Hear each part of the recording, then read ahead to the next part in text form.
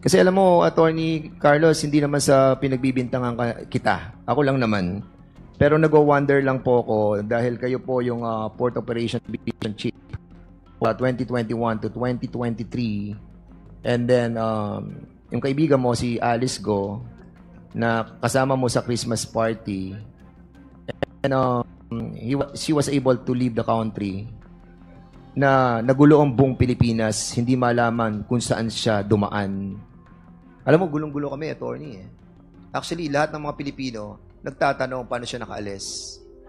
And your friendship with her, and you being a part of that division for so long, from 2021 to 2023, give us a cloud of doubts about what really happened.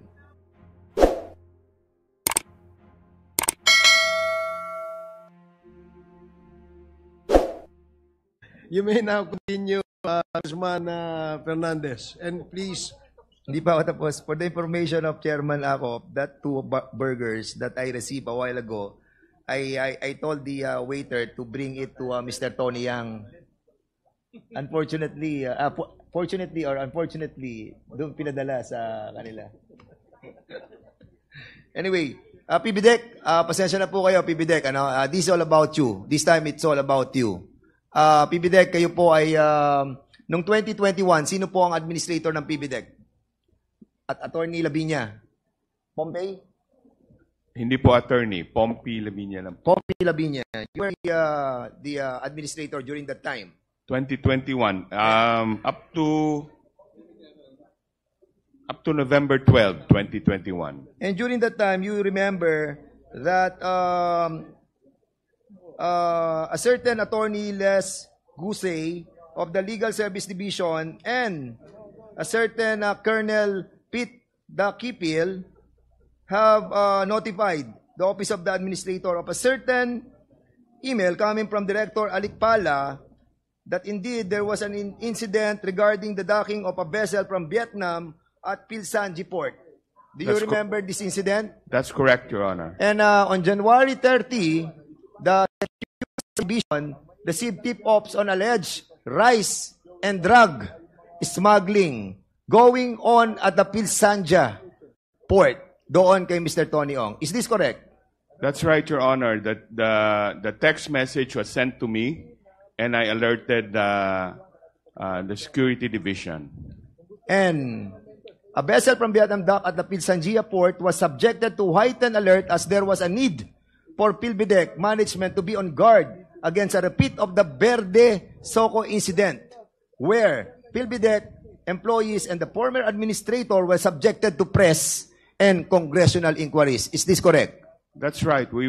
I was very worried of something like that happening again. So we acted on the intel that came to my cell phone that there might be smuggled rice, and there was even, I think somebody told me verbally, possibly illegal drugs.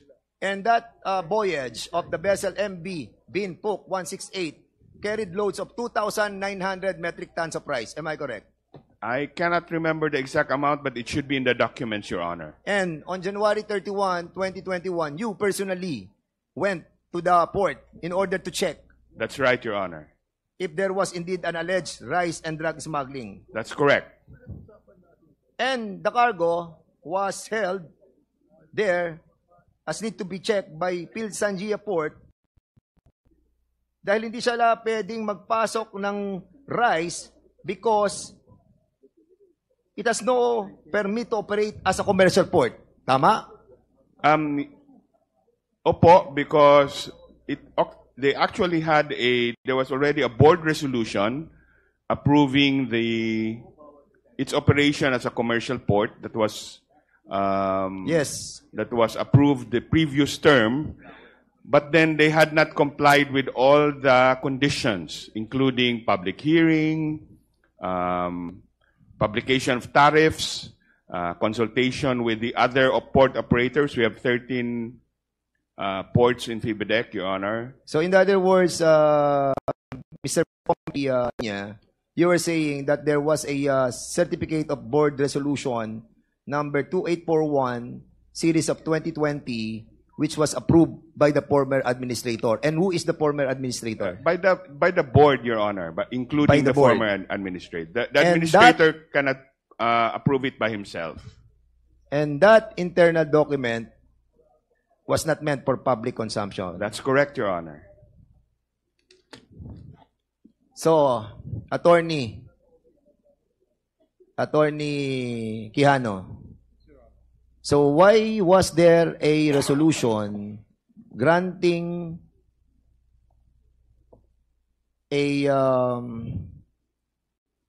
granting Sanjia a permit to operate commercially?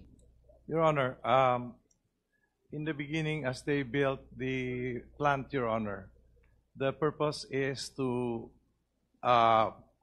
manufacture steel bars out from scrap and steel materials, which are both domestically available and from abroad. And therefore, Your Honor, the subsequent request of Sanja was for the issuance of a permit for a port. The request was submitted to the board, Your Honor, for its approval. Subsequently, Your Honor, the board of FIBIDEC approved the request for the building direction of a port, Your Honor. Yes. Why do you have to approve a board resolution converting that port into a commercial port without persecuting? No, there is No, no... wait. I'm still have the floor. While you haven't secured yet a permit coming from the DNR who issued an ECC.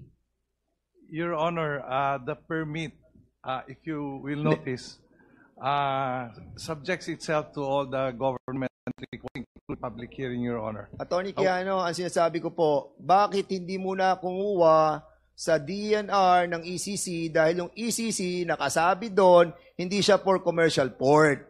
Di ba? Kung hindi pa siya commercial port, walang karapatan ang board ninyo, including you, to approve such resolution converting that to a commercial port. Your Honor, Ang dami po nating dapat kunin muna mga dokumento coming from the national agency before a resolution can be secured from PBDEC. wala pong converting, Your Honor.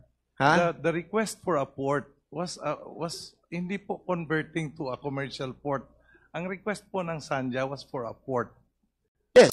Binigyan po ng board ng approval for a port. Yung issue ng conversion, Your Honor, like what was pointed out by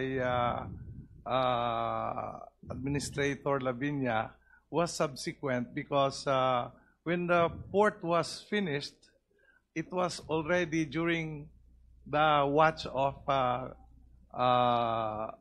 Administrator Lavinia, Your Honor. Yes. My term was July 2017 to September 2020, Your Honor. So for your information, Attorney Quijana, ito ang nilalaman ng inyong resolution. Resolved to grant the intent of PhilSanjia Port to engage in commercial operation subject to public hearing or consultation. Yes, Your Honor. So, since walang public hearing or consultation, so meaning, hindi mo siya mako-convert into commercial port. Am I Yes. correct? I agree, Your Honor. Yes. Bakit nakapasok yung mga rice? And I don't know if there is drug inside. Your Honor, that was not during my watch anymore, Your Honor. Sino to? Mr. Pompey Lavinia. Bakit? Bakit po nakapasok? Yes. Dahil hindi pa naman siya pwede mag-function as commercial port. But you allow to enter all those 2,900 metric tons of rice. Because it's not commercially operated yet. That's Dahil right. ang sinabi nyo dito, unless a public hearing or consultation must be subjected first. That's right, Your Honor. Have you conducted a public hearing?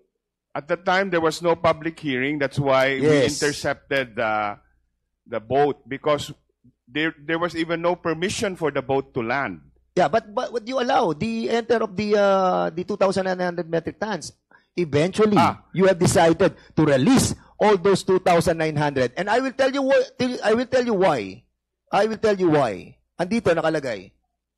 At 1:11 p.m. of February 2021, Attorney Gusay informed the administrator that she has verified si Collector Simon by phone call that the documents of the importation are in order and that BOC has also verified with Regional Director of NICA that there is no alert order for the importation. Suddenly, nagkaroon na ng clearance. A meeting was requested by Collector John Simon with the PBDEC representative in the afternoon.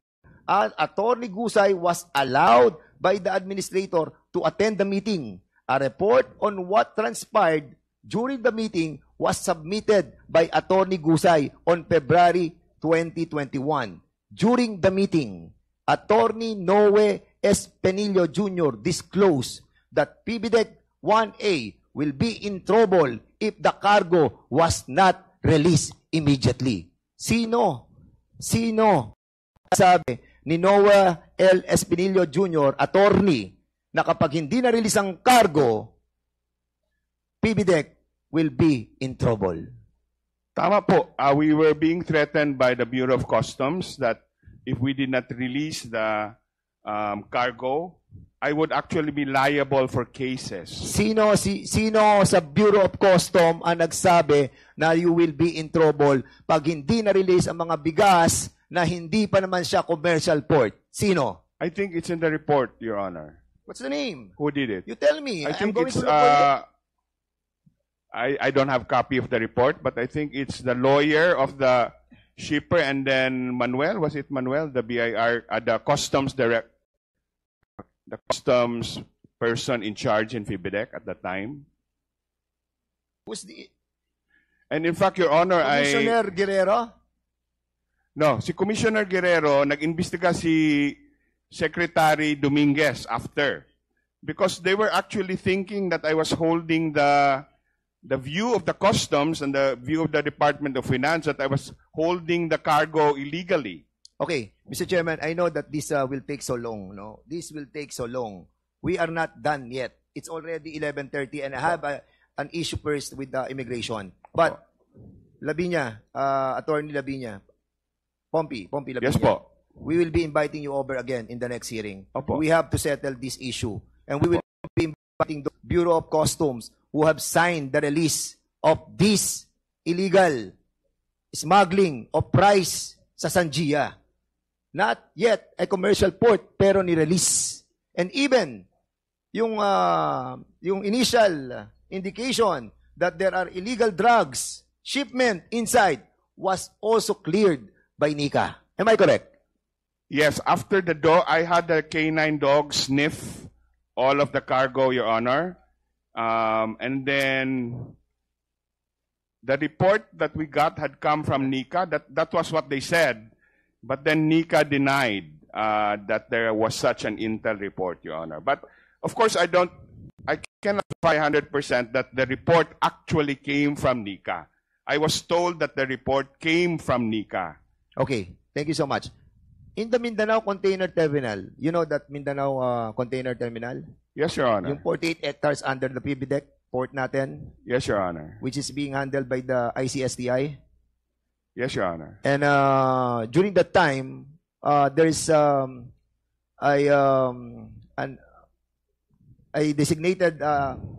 designated examination area. Di ba meron tayong designated, tinatawag natin DEA? Opo. Meron tayong DEA, designated examination area. Opo. During your time, nasaan ang designated examination area? Yung supposedly, di ba? Yun na nag-check ng mga pumapasok nating cargo. Saan siya nakapwesto? Sa loob ng Mindanao Container Terminal o outside, nakalagay doon sa PBDEC? If I remember correctly, Your Honor, nasa labas. Yes, why? Why did you allow this? I- Who contracted the contract with Golden Sun and the PBDEC for a 30 years up to 2030? The contract together with the Golden Sun. Yung x-ray natin, wala sa loob, naandun sa labas. Paano natin ma-check ang lahat na pumapasok? Nakalmeto kung nasa labas siya. Tama po yun. Existing na po yun when I came in, so I don't know who And why you contracted did not it. check it and try to cancel that contract? Wala na tayong matcha-check, Mr. Chairman. Lahat ng papasok doon dinadala sa PBDEC, doon ini-X-ray. Sige, Mr. Quijano. Yeah, Your Honor. During my watch, Your Honor, I called the attention of Mindanao. Container terminal. No, the inspection unit for X-ray. In fact, Your Honor, I brought one of the X-ray units inside. However, Your Honor, because of that, I got the heat, and the people operating the X-ray got so angry. Eventually, Your Honor, Customs insisted. And who owns the Golden Sun that operate as a service provider for that X-ray? I cannot... What is the name? Kilala mo to. You tell us. I cannot with certainty say that, Your Honor, because I was not a contracting party of Golden Sun. The Golden Sun contract was entered into before my watch, Your Honor. Mr. Pompey, who owns the Golden Sun? I do not know, Your Honor, but the documents should be in FIBIDEC. PBD, kayo pareho eh. Ba't hindi nyo alam? Is it Dennis Uy? Yes or no? Ano po? Dennis Uy. I don't recognize that name, Your Honor. Sa Golden Sun. Yes or no? Hindi. I don't recognize the name. I don't know. Hindi mo kilala yung Dennis Uy. Hindi ko po kilala. Ikaw, Mr. Quijano, hindi nyo kilala. I haven't read the contents of the contract, Your Honor. And the contract states up to 2030. Yeah, it was Correct? the previous administration, Your Honor. And the X-ray, it's outside the terminal. Unfortunately, Your Honor, despite my protestation, it was brought out by the customs At men. dito papasok ang lahat ng hindi mo dumadaan sa X-ray. Mr. Chairman, all the cargos na nanggagaling po sa Mindanao Container Terminal, dumadaan sa kanilang X-ray doon sa labas ng terminal. Saan ka naman nakakita ng ganitong klase ng... Correct. Nakalabas na yung cargo bago may dadaan. And they have contract until 2030. Mr. Chairman, we need to investigate this further. Punta po tayo sa immigration. Immigration. Doon sa Miss Alice Go, remember that we have talked about yung mga nahuli na mga 323 na mga Chinese sa Baofu. And remember that sabi ko sa iyo na kung may kilala ka sa immigration and you attended a Christmas party kay Attorney Carlos Capulong. Yes po, Your Honor. And you told me na kilala mo siya. At ikaw yung guest speaker sa Christmas party. Your Honor, I was invited. Hindi naman po talagang guest speaker po. Pero you are special kasi nga ako hindi nga ako naiimbita dun. Ikaw naiimbita. Sorry ako. Okay. Mr. Attorney Carlos Capulong, gaano mo kakilala si Alice Go? Good afternoon, Your Honor. Yes, good afternoon. Good evening. Good evening, Your Honor. Mag-good morning na. 30 minutes na lang. Yes, sir. Gaano mo kakilala si Miss Alice Go? Good friend, Your Honor. How good is the friendship? We met over time, Your Honor. We met sometime May 2021, and then communicating. Then sometimes we go out for lunch or dinner. And then during that time, I saw her. When I met her, she was not a mayor yet. She was an ordinary citizen. She was a businesswoman. And then I met her again personally during, I think it was sometime September of 2022. I went to the opening of Clark International Airport. All the LGUs of Pampanga and Tarlac were there. It was the opening. It was together with all the officials, and the president was there. My commissioner was there. And that's the time Bakit naman siya naisipan mong imbitahan sa Christmas party? Well, actually, it was just a chance invitation, Your Honor. Because since we met that September. Then we talked, and then we have Attorney it. Capulong, ano mga pinamigay ni Alice Go during the Christmas party? Actually po, I cannot remember, Your Honor, because I did not even ask her to bring anything. Pero So, those who were there told us na namigay siya ng ampaw. actually, hindi po totoo yun, Your Honor. Okay. Sige. I asked them again. You are under oath, Attorney Yes, Your Capulong. Honor. Yes, Your Honor. Are you the former port operator operation division? Ikaw namamahala ng mga airports and seaports sa buong Pilipinas mula 2019 hanggang 2022? No, Your Honor. I was appointed or designated, Your Honor, 2021 March, and then until 2023 February, Your Honor. So 2021 ka hanggang 2023 February, Your Honor. Port Operator Division. Port- Operation Division. Yes, Your Honor. Ikaw ang chief, Acting Chief, Your Honor. acting chief. So in other words, nakikita mo lahat ng labas, ng mga manifest, ng lahat ng mga buwabiyahe, ng lahat ng eroplano, lahat ng mga ship. Am I correct? We can check, Your Honor. We can check po. What? Pwede po namin i-check, Your Honor. Of course, you're the chief division na operating Yes, Your Honor. Ikaw yun. Yes, Your Honor. Yes, Di ba? Mr. Chair. Kung ikaw ang pinaka-chief, alam mo nangyayari sa lahat ng airports, sa lahat ng seaports sa buong Pilipinas. Am I correct? And you were assigned. sa Region 3. Napa-assign ka ba doon? Area ng Bamban. Region 3. Napa-assign ka, yes or no? No, Your Honor. Hindi ka napa-assign? Can I clarify, Your Hindi. Honor? Tinatanong ko, klaro. Napa-assign ka ba sa Region 3? I was assigned way back 2010, Your Honor, sa Clark International Airport. As an alien control officer. No, Your Honor. Saan ka na-assign doon? Nung na-assign po ako sa Clark Region. Clark International Airport, Your Honor, that was 2010. 2010. Yes, sir. Yes, Your Honor, until 2012, Your Honor. Hanggang 2012. Anong position mo doon? Acting Head Supervisor, Your Honor. Mr. Chair.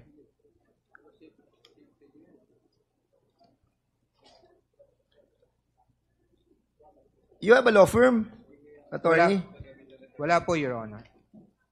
Are you related to Michelle Mabute? No, Your Honor.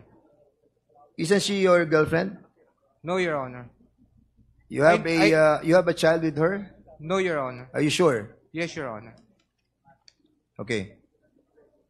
I want to make it sure. Right now you are suspended, am I correct? Yes, Your Honor. Why are you suspended?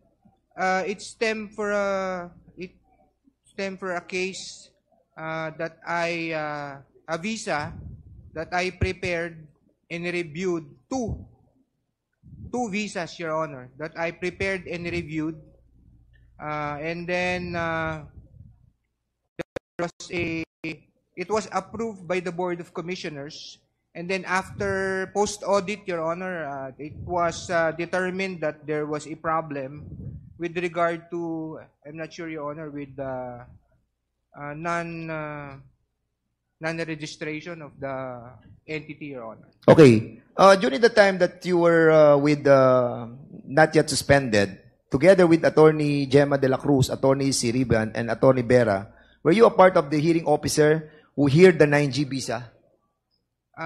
Yes, Yes or Your no? Honor. Yes, Your Honor. Yes, okay. And during the time that you have been a part of these hearing officers, have you encountered yung issue nung 323 na mga na-apprehend doon sa Bamban? No, Your Honor. No. I was the Yes. I was in the airport that time, Your Honor. And during that time, you have already established your position in that area. Am I correct? What area, Your Honor? Yung current before you were suspended. saang position po. I was at the airport, Your Honor, 2021 to 2023 February, Your Honor. Kasi alam mo, Attorney Carlos, hindi naman sa pinagbibintangan kita. Ako lang naman. Pero nag-wonder lang po ako dahil kayo po yung Port Operation Division Chief 2021 to 2023. And then, yung kaibigan mo, si Alice Go, na kasama mo sa Christmas party. And she was able to leave the country na nagulo ang buong Pilipinas, hindi malaman kung saan siya dumaan. Alam mo, gulong-gulo kami, attorney. Actually, lahat ng mga Pilipino, nagtatanong paano siya nakaalis. And your friendship with her, and you being a part of that division for so long, from 2021 to 2023, give us a cloud of doubts about what really happened. But we are not accusing you of something, no? I hope you understand the role of this Quadcom in investigating deeply on what really transpired, no? And accordingly, Mr. Chairman, yung 323 na Chinese nationals na nahuli doon sa Banban sa lugar nila Alice Go, this was heard by the Bureau of Custom. Commissioner Morente, sino po ang nag-hear ng kaso ng 323 foreign nationals who were apprehended from Banban, Tarlac? I think the figure, sir, is 332. 332, That yes. was the joint operation with the NBI and the BI. The hearing officer for charging them at the legal division, I think was, it's headed by Attorney Arvin Santos. And then the Board of Special Inquiry that heard the case was the retired Attorney Ronaldo Ledesma, Your Honor. So, si Attorney Ledesma ang hearing officer ng Bureau of Special Inquiry, Board of Inquiry. Am I correct? Siya ang Executive correct, Chairman of BSI. Attorney Ruben Casibang ang Deputy BSI. Tama? Mr. Chair, may I clarify, please? Yes, please. Mr. Chair, please. Good evening. Good morning.